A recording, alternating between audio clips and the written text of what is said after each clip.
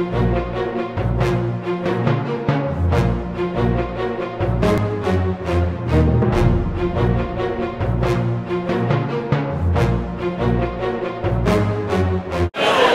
everyone, welcome to the JCast Network. I'm your host, Herman. We're here at the Kosher Food Wine Experience in New York City, and we're going to check out some of the most incredible kosher food, wines, and liquors on the market today. Let's say kosher. So people are looking for that enjoyable experience with wine, and time and time again, people pick the wrong wines for their table. What are you seeing?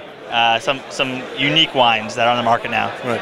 Well, I think one of the trends that I've really noticed here at Kosher Food and Wine Experience, and something that I've really seen in my store at Skyview Wines and Spirits as well, is very food-friendly wines. We happen to be standing here in front of Barkan and Segal Wines, and they've just released a number of new wines that I think also represent a trend among many of the winemakers to make just very food-friendly, easy palate wines that, you know, I think you just sort of open the bottle and drink with your food, and they're just wonderful either blends or single vineyard wines as well that just pair very well. And people now are looking to stock up for a Pesach. Now's the time.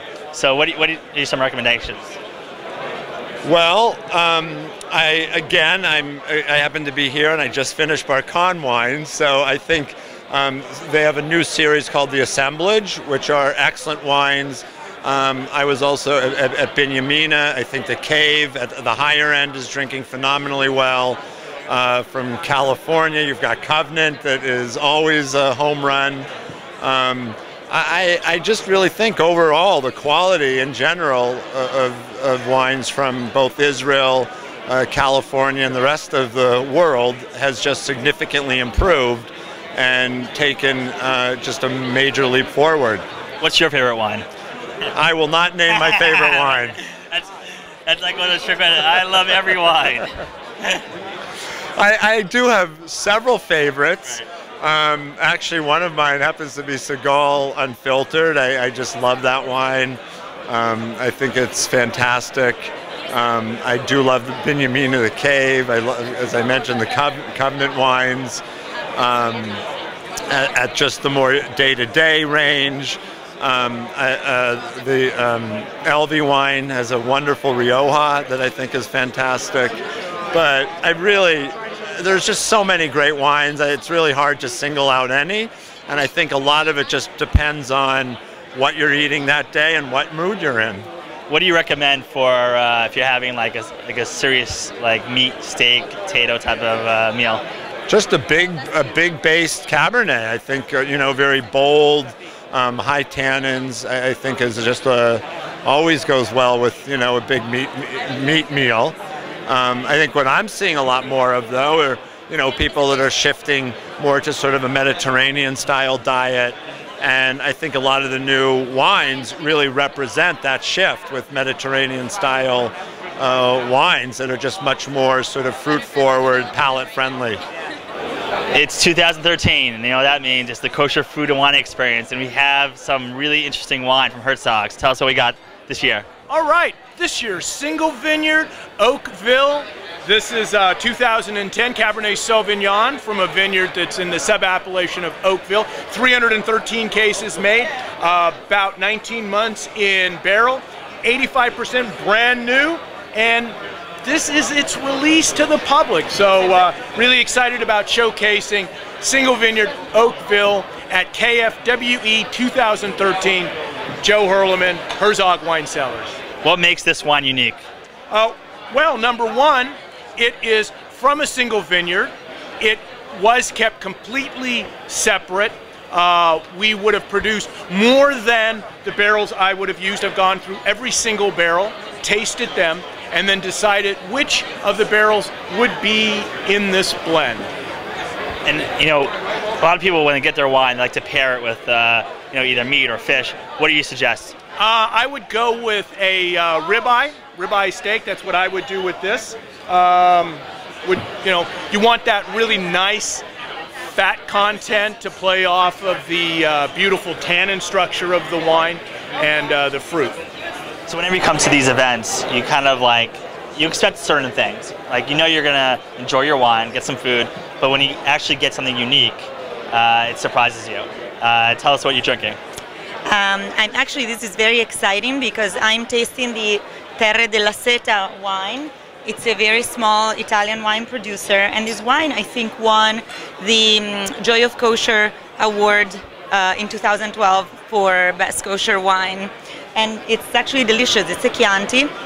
I'm Italian as well, so I'm dinner in Venice. I'm Italian, and it's one of the best Chiantis that I've ever tasted. It's really delicious, and it has a wonderful aftertaste. And as a cook, you always try to find things to pair wine and food. So what would you pair this with?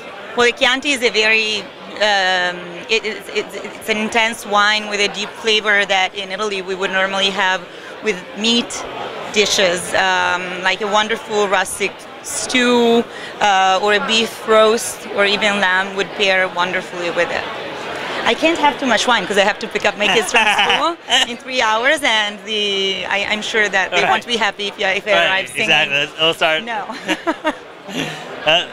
Moderation. It's all in moderation. It's all in moderation.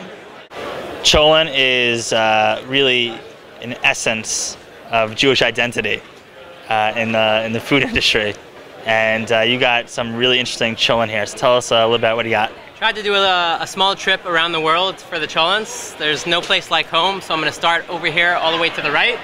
This is our Texas cholent, made with smoked ribs and brisket from Hakadosh Barbecue, our new 18-foot commercial smoker. Sweet yams, it's got a lot of spice, a chili con carne base. This is not your Bubby's cholent. As opposed to, say, go for it. This one in the middle, Poland, old school, potato, sausage, roasted shoulder, kishke. Really a very traditional take. For my Sephardi brethren, a little something from the Far East. We have a Moroccan adafina, which incorporates chickpea and lamb and apricots, and is a bit more upfront in terms of its spices. And then for the more refined palates here in the house, we have a French cassoulet, which incorporates veal sausage and duck confit with very slowly braised white beans and carrots and white wine. Totally lovely, and just a tiny offering of the 16 that we make weekly and offer to shoals. And cholent is, everyone has their own specific blends. What's your favorite cholent? It's the cholent of my youth. I used to fight with my two brothers to see who got to make it every week. The barbecue Texas cholent for me is always, it's a taste of home, and is and probably always will be my favorite of the bunch. You've done a lot of different events around New York, specifically pop-ups, and one of the exciting things about pop-ups, you're giving a really unique experience. What inspired you to do it? Oddly enough, after being in this industry for 6-7 years, friends, relatives, even past clients would just ask, how can we get your food without even needing to be a guest at a wedding or whatnot, and really sort of begged me to open up a restaurant, which in all fairness my wife would leave me if I did. So the original pop-ups were sort of the middle ground, and I'm pretty excited that we're kicking that up a level starting April, right after Pesach, and we'll be setting up Hakadosh Barbecue, New York City street fairs in and around New York City every Sunday. And that's exciting, because when you walk around the street fairs, I love walking around street fairs in New York. You have you see the corn, you see this and that, and you're like, oh, something was kosher. Lucky you get pickles, right? Exactly. No, we're here to change the ballgame. As you can see, the Kosher Food and Wine Experience is a wonderful opportunity to learn about the latest wines, liquors, and food on the market today. This is Herman. Thank you for watching.